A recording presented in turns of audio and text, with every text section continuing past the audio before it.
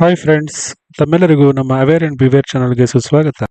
2025ರ ಕೊನೆ ತಿಂಗಳಿನಲ್ಲಿ ಅಂದರೆ ಡಿಸೆಂಬರ್ನಲ್ಲಿ ಹೊಸ ಬಾಡಿಗೆ ಒಪ್ಪಂದ 2025 ನ್ಯೂ ಅಗ್ರಿಮೆಂಟ್ ರೂಲ್ ಅನ್ನೋದು ಜಾರಿಗೆ ಬಂತು. ಇದನ್ನ ಕೇಂದ್ರ ಸರ್ಕಾರ ಜಾರಿಗೆ ತಂದಿದೆ. ನಮ್ಮ ದೇಶದಲ್ಲಿ ಎಷ್ಟೋ ವರ್ಷಗಳಿಂದ ನೆನೆಗುದಿಗೆ ಬಿದ್ದಿದ್ದಂತಹ ಒಂದು ಬಾಡಿಗೆ ಒಪ್ಪಂದ, ಬಾಡಿಗೆದಾರ ಮತ್ತು ಮಾಲೀಕರ ನಡುವಿನ ಒಂದು ಒಪ್ಪಂದವನ್ನ ಸರಿಪಡಿಸುವಂತ ಒಂದು ಮಹತ್ ಕಾರ್ಯವನ್ನ ಕೇಂದ್ರ ಸರ್ಕಾರ ಈ ಬಾರಿ ಕೈಗೊಂಡಿದೆ. ತುಂಬಾ ಸಿಂಪಲ್ ಆಗಿ ಹಾಗೂ ಸರಳವಾಗಿ ಈ ಬಾಡಿಗೆ ಒಪ್ಪಂದ 2025 ಏನನ್ನ ಹೇಳುತ್ತೆ ಅನ್ನೋದನ್ನ ನಾನು ನಿಮಗೆ ಈ ಒಂದು ವಿಡಿಯೋ ಮೂಲಕ ವಿಶದಪಡಿಸ್ತೀನಿ. ಸ್ನೇಹಿತರೆ, ಒಂದು ಮನೆಯನ್ನ ಬಾಡಿಗೆಗೆ ತಗೋಬೇಕು ಅಂದ್ರೆ ಒಂದು ಕಾಲದಲ್ಲಿ ಠೇವಣಿ ಅಂತ ಒಂದು ವರ್ಷದ ಬಾಡಿಗೆಯನ್ನು ಕೊಡಬೇಕಾಗ್ತಿತ್ತು. ಈ ಒಂದು ವರ್ಷದ ಬಾಡಿಗೆಯನ್ನು ಕೊಡಬೇಕು ಅಂದ್ರೆ ಒಬ್ಬ ಬಾಡಿಗೆದಾರನಿಗೆ ಎಷ್ಟು ಕಷ್ಟ ಅನ್ನೋದು ಅವನಿಗೆ ಗೊತ್ತಿರುತ್ತೆ. ಈಗ ಬಂದಿರುವ ಈ ಹೊಸ ನಿಯಮದ ಪ್ರಕಾರ ಬಾಡಿಗೆ ಠೇವಣಿಯನ್ನ ಕೇವಲ 2 ತಿಂಗಳ ಬಾಡಿಗೆಗೆ ಮಿತಿಗೊಳಿಸಲಾಗಿದೆ. ಇದರಿಂದ ಎಲ್ಲ ಬಾಡಿಗೆದಾರರಿಗೂ ಕೂಡ ಅತ್ಯಂತ ಅನುಕೂಲವಾಗುವಂತಹ ಒಂದು ಪರಿಸ್ಥಿತಿ ನಿರ್ಮಾಣವಾಗುತ್ತೆ. ಹಾಗೂ ಇದು ಬಾಡಿಗೆ ಮಾರುಕಟ್ಟೆಯನ್ನು ಕೂಡ ಇನ್ಕ್ರೀಸ್ ಮಾಡೋದ್ರಲ್ಲಿ ಯಾವುದೇ ಸಂಶಯವಿಲ್ಲ. ಎರಡನೆಯದಾಗಿ, ಯಾವುದೇ ಬಾಡಿಗೆ ಒಪ್ಪಂದವನ್ನು ಕೂಡ ನೋಂದಣಿ ಮಾಡುವುದು ಕಡ್ಡಾಯ ಅಂತ ಹೇಳಲಾಗ್ತಾ ಇದೆ.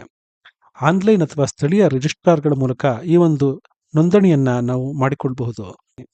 ಯಾವುದೇ ಬಾಡಿಗೆ ಒಪ್ಪಂದವನ್ನ 2 ತಿಂಗಳ ಒಳಗೆ ನೋಂದಾಯಿಸಬೇಕು.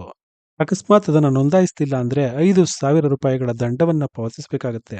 ಬಾಡಿಗೆ ಹೆಚ್ಚಳವನ್ನ ಮನಸ್ಸಿಗೆ ಬಂದ ಹಾಗೆ ಮಾಲೀಕರು ಮಾಡುವಂತಿಲ್ಲ. 90 ದಿನಗಳ ನೋಟಿಸ್ ಅನ್ನ ಮೊದಲೇ ಕೊಡಬೇಕಾಗತ್ತೆ. ಹಾಗೂ 5,000 ರೂಪಾಯಿಗಳಿಗಿಂತ ಹೆಚ್ಚಿನ ಬಾಡಿಗೆಯನ್ನ ಡಿಜಿಟಲ್ ಮೂಲಕವೇ ಪಾವತಿಸಬೇಕು ಅನ್ನೋದನ್ನ ಕಡ್ಡಾಯ ಮಾಡಲಾಗ್ತಾ ಇದೆ. ಕೆಲವೊಮ್ಮೆ ಮಾಲೀಕರು ಬಂದು ಬಾಡಿಗೆದಾರರಿಗೆ ಮುಂದಿನ ತಿಂಗಳಿಂದ ನಿಮಗೆ 20% ಬಾಡಿಗೆ ಇನ್ಕ್ರೀಸ್ ಮಾಡಿದ್ದೀವಿ, 30% ಬಾಡಿಗೆ ಇನ್ಕ್ರೀಸ್ ಮಾಡಿದ್ದೀವಿ ಅಂತ ಹೇಳಿ ಗೊಂದಲವನ್ನು ಕ್ರಿಯೇಟ್ ಮಾಡಿಬಿಡ್ತಾ ಇದ್ರು. ಆದರೆ ಇನ್ನು ಮುಂದಕ್ಕೆ ಈ ಹೊಸ ಬಾಡಿಗೆ ಒಪ್ಪಂದದ ಪ್ರಕಾರ ಹಾಗೆ ಮಾಡಲಿಕ್ಕೆ ಸಾಧ್ಯವಿಲ್ಲ. ಹಾಗೂ ಬಾಡಿಗೆಯನ್ನು ವರ್ಷದಲ್ಲಿ ಕೇವಲ ಒಂದೇ ಒಂದು ಬಾರಿ ಹೆಚ್ಚಿಸಬೇಕು. ಒಂದಕ್ಕಿಂತ ಹೆಚ್ಚು ಬಾರಿ ಹೆಚ್ಚಿಸಲಿಕ್ಕೆ ಅವಕಾಶವಿಲ್ಲ ಈ ಹೊಸ ನಿಯಮಗಳ ಪ್ರಕಾರ.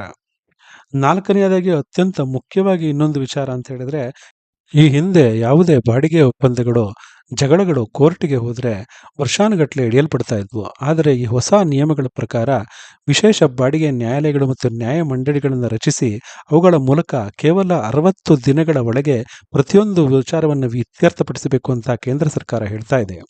ಇದರಿಂದ ಬಾಡಿಗೆದಾರರು ಹಾಗೂ ಮಾಲೀಕರಿಗೆ ಎಷ್ಟೊಂದು ಪ್ರಯೋಜನ ಆಗುತ್ತೆ ಅಲ್ವಾ ವೀಕ್ಷಕರೇ? ಸೊ ಸ್ನೇಹಿತರೆ, ಮೋದಿಜಿಯವರು ಅಥವಾ ಕೇಂದ್ರ ಸರ್ಕಾರದಿಂದ ತರಲ್ಪಟ್ಟಂತಹ ಈ ಒಂದು ಬಾಡಿಗೆ ಒಪ್ಪಂದ 2025 ಖಂಡಿತವಾಗಿಯೂ ಎಲ್ಲ ಬಡವರಿಗೆ ಹಾಗೂ ಬಾಡಿಗೆದಾರರಿಗೆ ಹಾಗೂ ಮಾಲೀಕರಿಗೆ ಪ್ರತಿಯೊಬ್ಬರಿಗೂ ಕೂಡ ಒಂದು ಅತ್ಯುನ್ನತವಾದ ಸಹಾಯವನ್ನು ಮಾಡುತ್ತೆ. ಒಂದು ಸೌಹಾರ್ದಯುತ ಜೀವನವನ್ನು ನಡೆಸಲಿಕ್ಕೆ ಸಹಾಯ ಮಾಡುತ್ತೆ. ಸೊ ಸ್ನೇಹಿತರೆ, ಈ ಒಂದು ಸಣ್ಣ ವಿಚಾರವನ್ನು ತಮಗೆ ತಿಳಿಸುವ ಮೂಲಕ ಈ ಒಂದು ವಿಡಿಯೋವನ್ನು ಮುಗಿಸ್ತಾ ಇದ್ದೀನಿ. ತಮ್ಮೆಲ್ಲರಿಗೂ ಇಷ್ಟ ಆಗಿದ್ರೆ ದಯವಿಟ್ಟು ವಿಡಿಯೋವನ್ನು ಲೈಕ್ ಮಾಡಿ ಮತ್ತು ನಮ್ಮ ಪೇಜನ್ನು ಫಾಲೋ ಮಾಡಿ ಅಂತ ಕೇಳ್ಕೊತೀನಿ.